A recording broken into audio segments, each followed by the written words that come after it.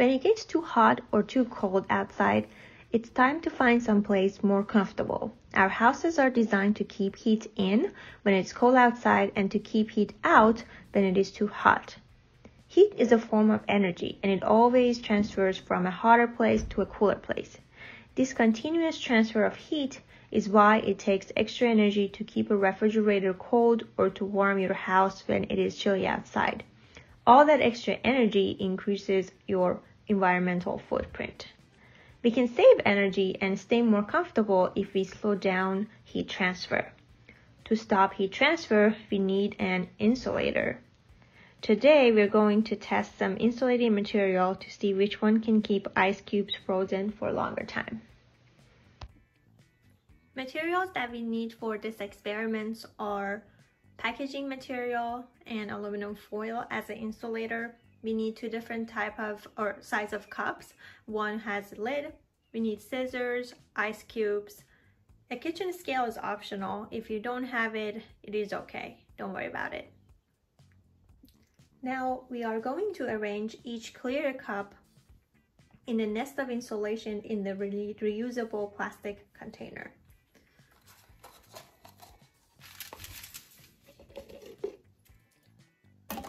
So I am using aluminum foil as the first insulating material.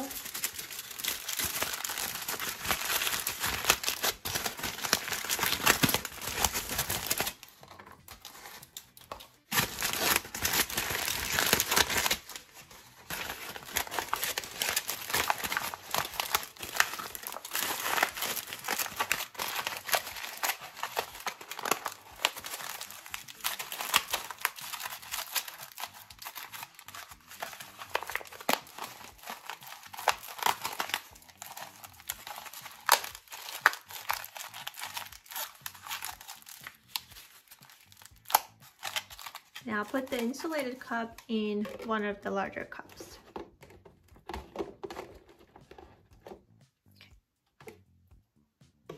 Now we are going to make our second insulation system.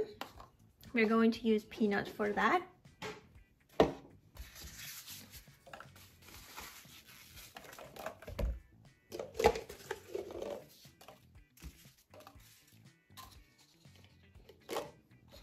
So now since these peanuts are quite large, I'm going to cut them so we can fill around the cup with the insulating material.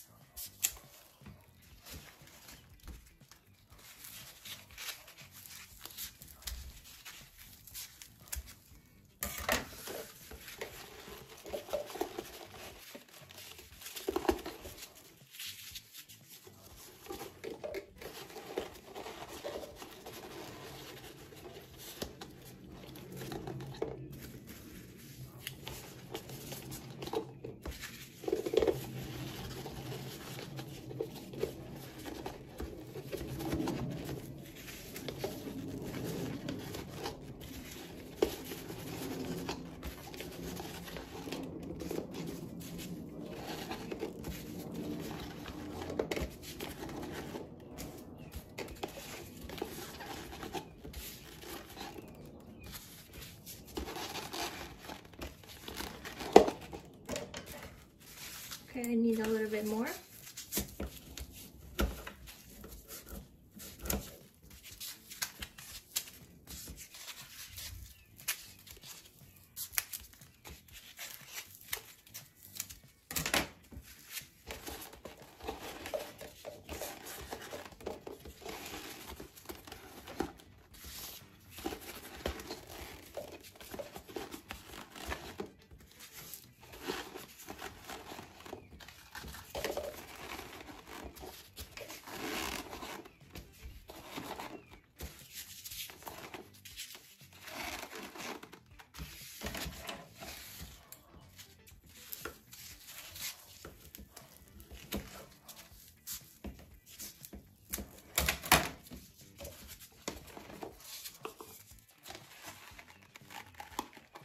You don't want any in the cup.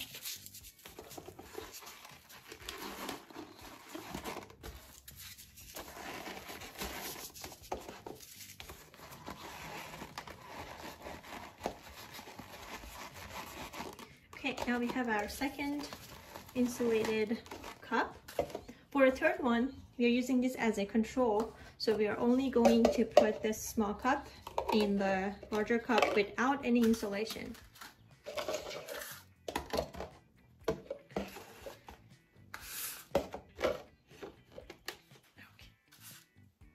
Now we are going to add our ice cubes to each cup.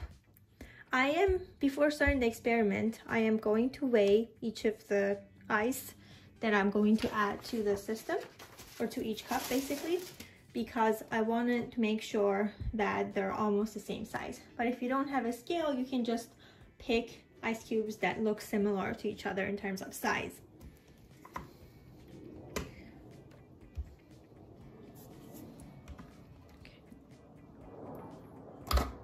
So I'm going to put 2 ice in each cup.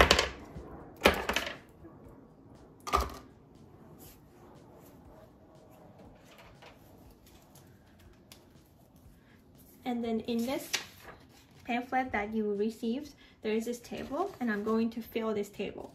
So I'm first going to add this ice cube to the none, meaning that this cup that does not have any insulation. And so at the start, we have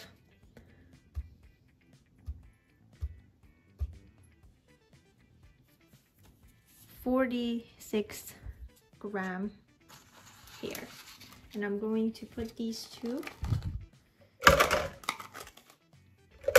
this cup. Now we're going to put ice in the other 2 systems.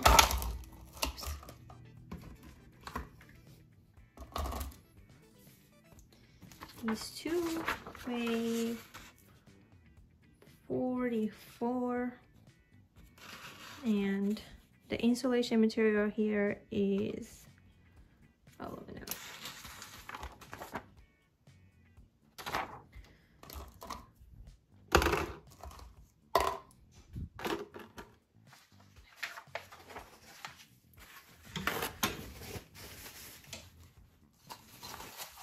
To dry this. Moving on to the third system. Okay. This one says 44 again, and be right here. Packaging peanuts, and the weight is 45. Now we're going to put the lids on. Sorry, I forgot to add this to the system. And then we put the lids on.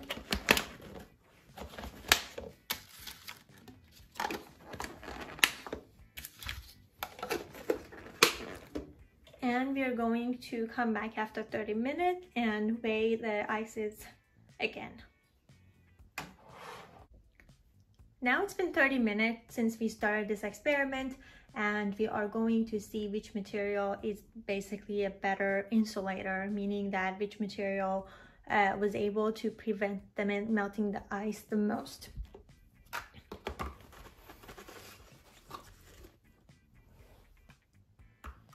So I'm going to take all of them out and look at them.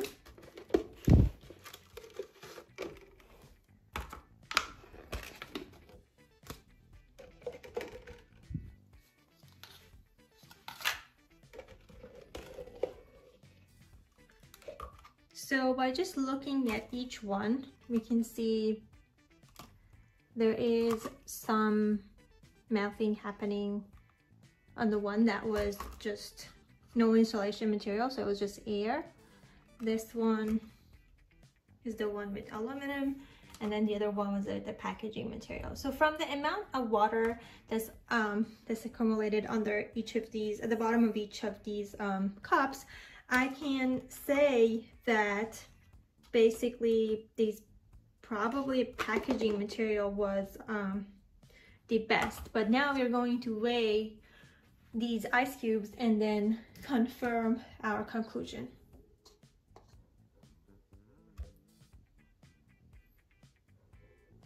So I'm going to start with the one that did not have any insulation. So this shows 40. Remember our table? Now I'm going to add number 40 here. So we lost 6 grams of ice in that one. I'm going to dry this cup.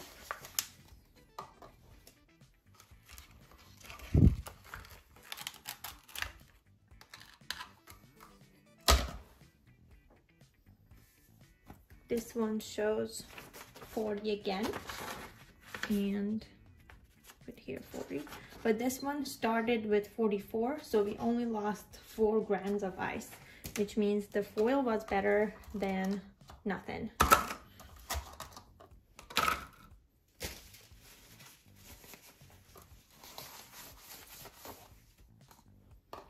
Okay, moving on to the one that had the peanut packaging.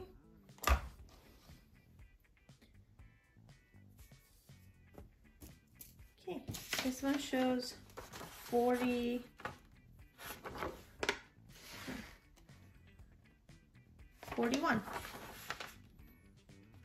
which means it lost 4 grams again. So that means the aluminum and packaging peanut basically acted the same. Honestly, it was really difficult to say by the amount of water that was accumulated here. So it means these two for now are better than nothing. So now we're going to put them back in and wait another 30 minutes and make another measurement.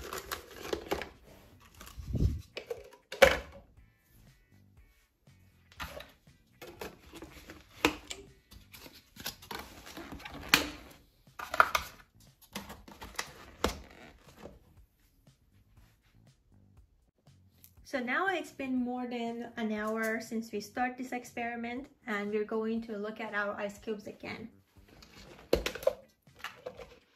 The one that was in basically with no insulation, it looks like a lot of it is melted.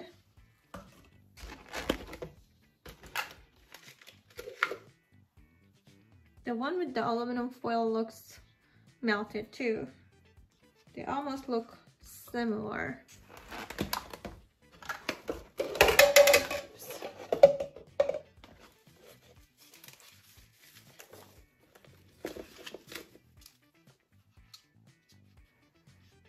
The one with packaging material kind of looks the least amount of melting, and so most of the ice is still frozen. But let's do a mass measurement so we can confirm our observation. Okay, so we'll start with the one with no insulation.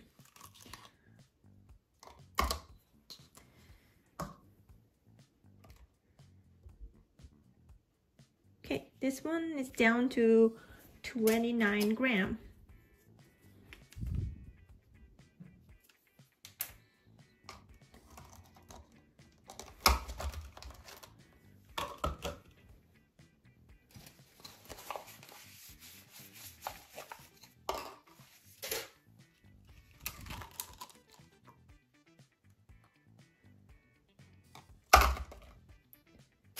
This one is 30.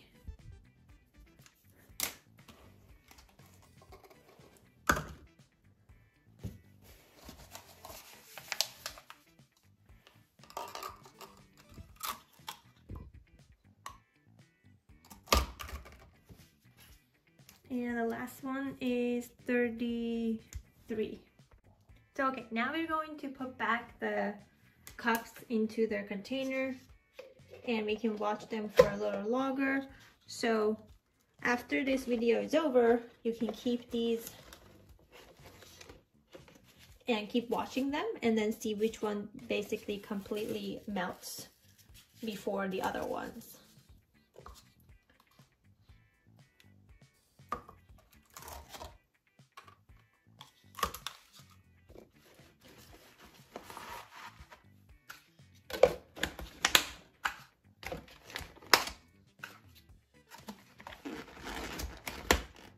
Now let's look at the numbers that we got.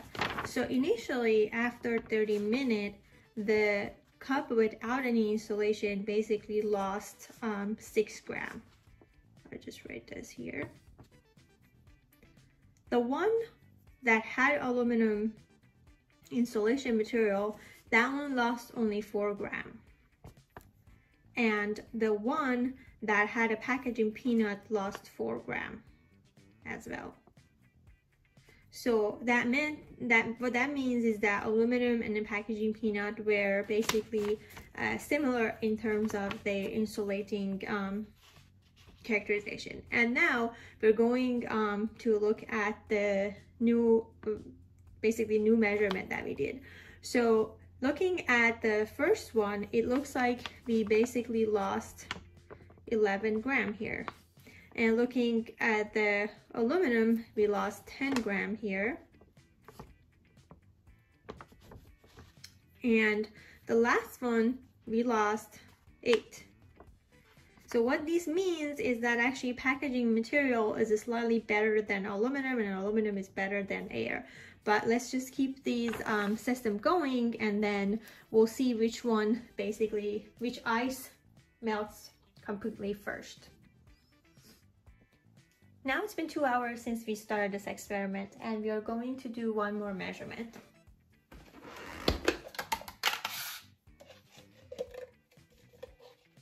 The sample with no insulation, it looks like a good amount of the ice is melted. The sample with foil looks almost similar.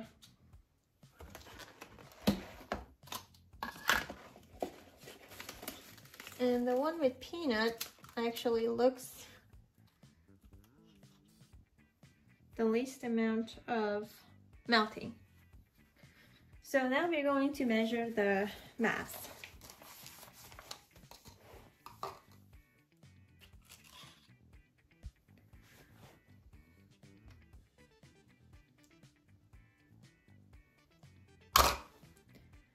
Okay, this says 22.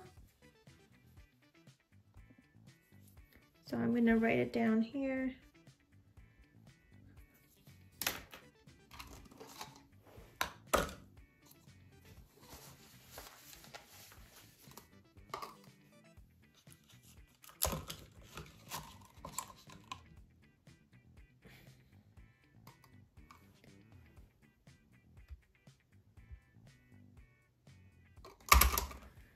This one says 23.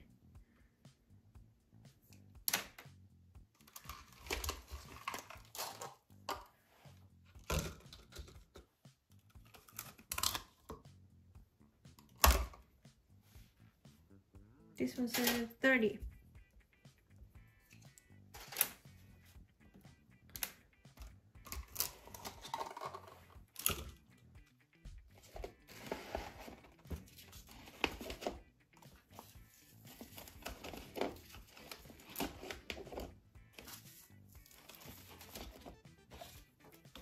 Now I'm going to put this back together, and I am just going to watch them and write down which one has the ice completely melted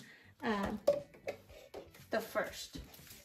That will be a good observation. So now let's look at the number that we got. We can look at the trend.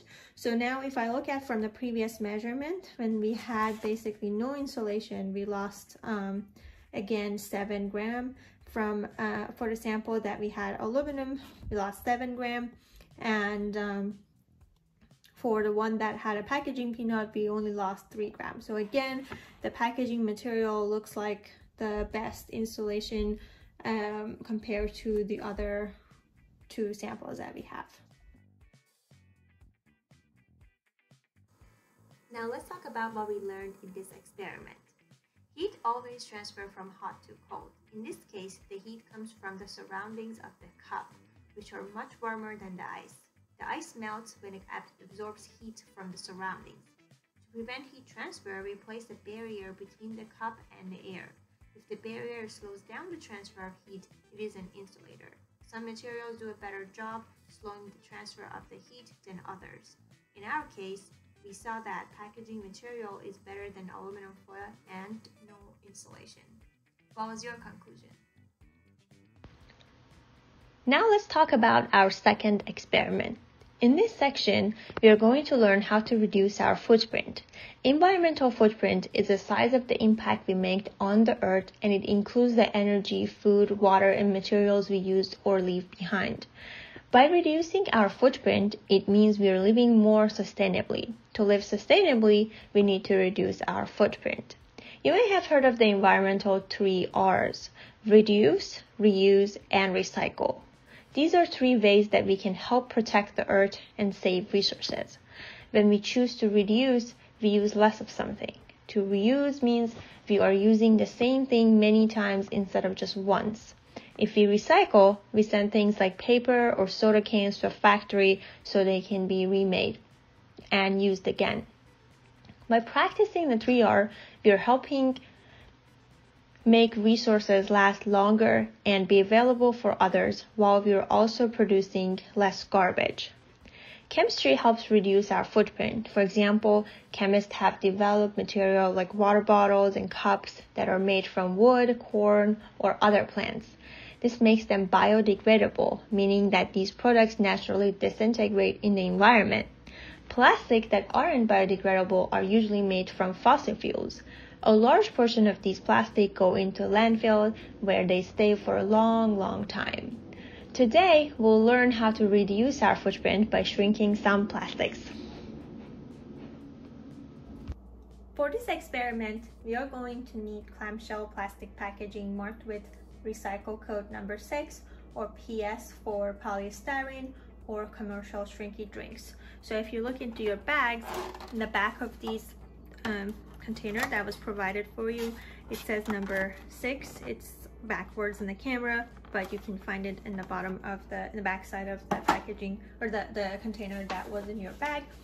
We need some permanent marker, aluminum foil, oven mitt, scissors. We need cooking sheet or some metal tray, and we need some graph paper. We also need an oven, which is not shown here. Okay, we're going to start this experiment now. I just want to emphasize that we really need to pay attention to this number 6 in this triangle or a PS wording on a container that we are using. Other type of plastics won't work for this activity. We are going to start this by basically cutting the flat side of this container. Be careful, the edges can be sharp. You can ask an adult to help you.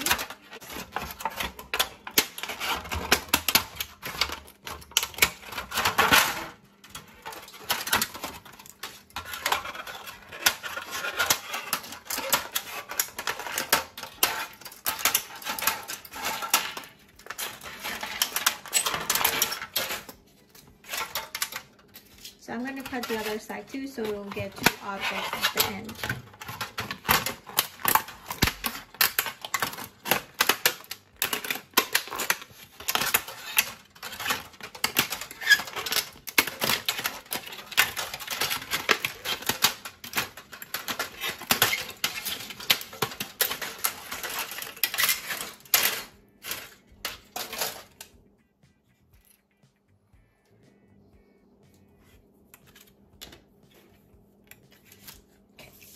Now draw anything that you like on this flat area. Make it big because it will shrink a lot. On one of them, I'm going to draw a heart.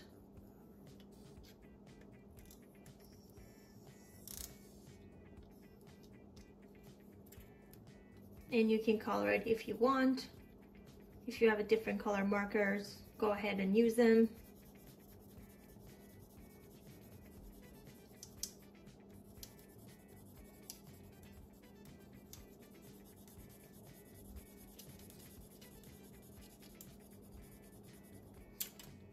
And this one, I'm going to draw a footprint.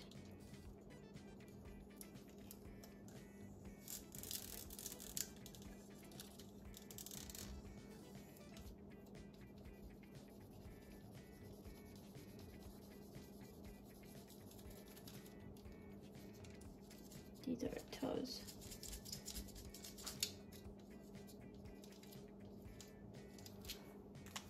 Now you can cut around them, or you can just leave it like that. Either way would work.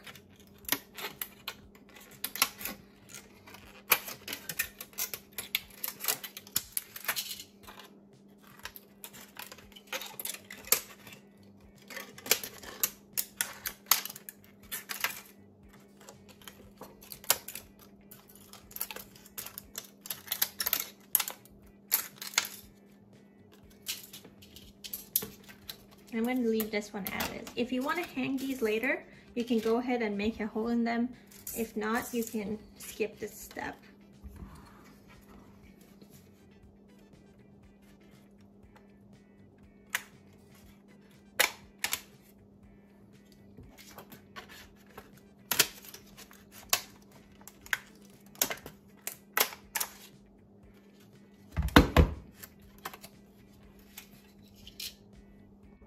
Now we're going to measure the size of these designs on a grid paper.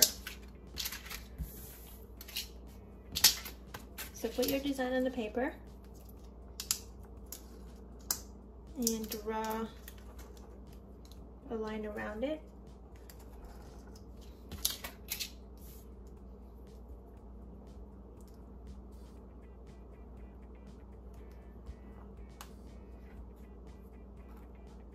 Now we're going to count number of squares that this design took. Don't worry about the half squares or the squares that are partially covered, just count the full ones.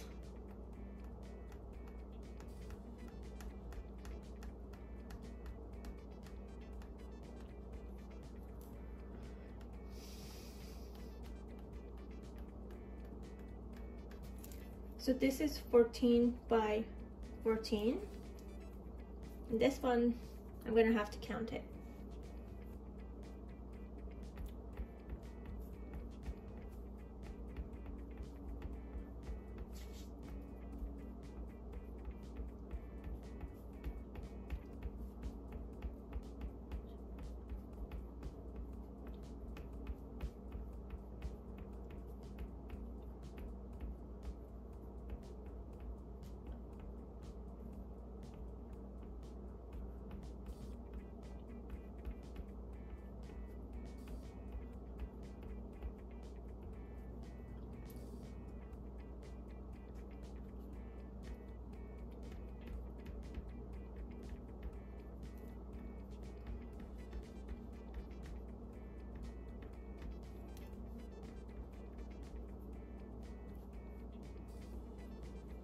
So this one is 105.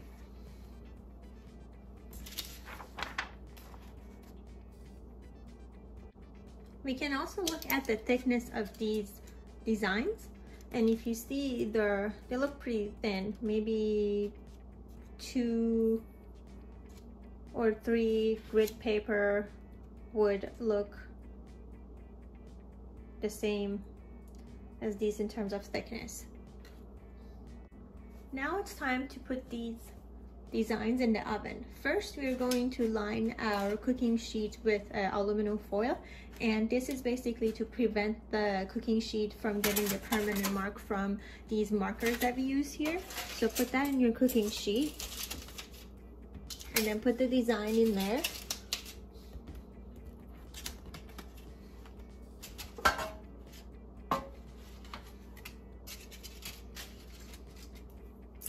Now we're going to turn on the oven to 325 to 350 degree Fahrenheit, and we'll wait for the oven to get hot. Now it's been 2 minutes, and I am going to take our designs out.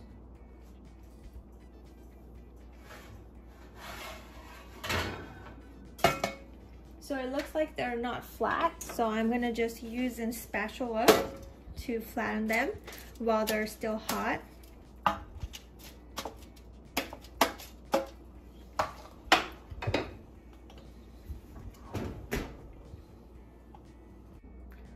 Wow, they really shrink, huh?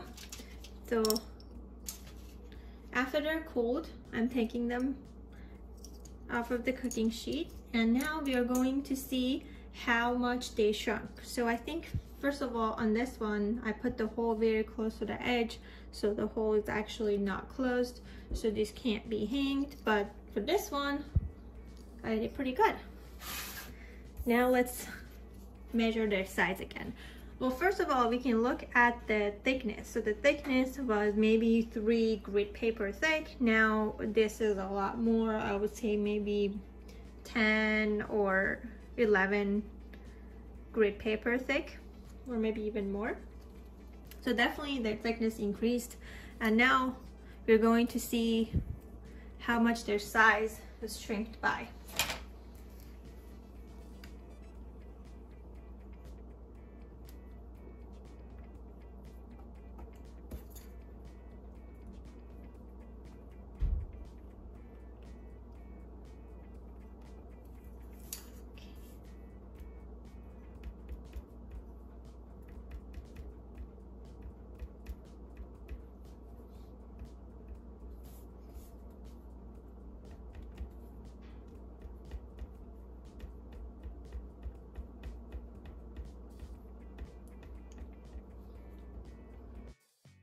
Now let's talk about how it works. The plastic container we used was polystyrene, which is a polymer. Some polymers, such as polystyrene, soften and can be stretched when heated. The plastic food container you used was made by heating and stretching plastic into a mold. Once cooled, it kept that stretched shape. When you heated the plastic in the oven, it returned to its original unstretched shape. Stretching the plastic means less plastic is used to make plastic food container, but these type of plastics are not recyclable.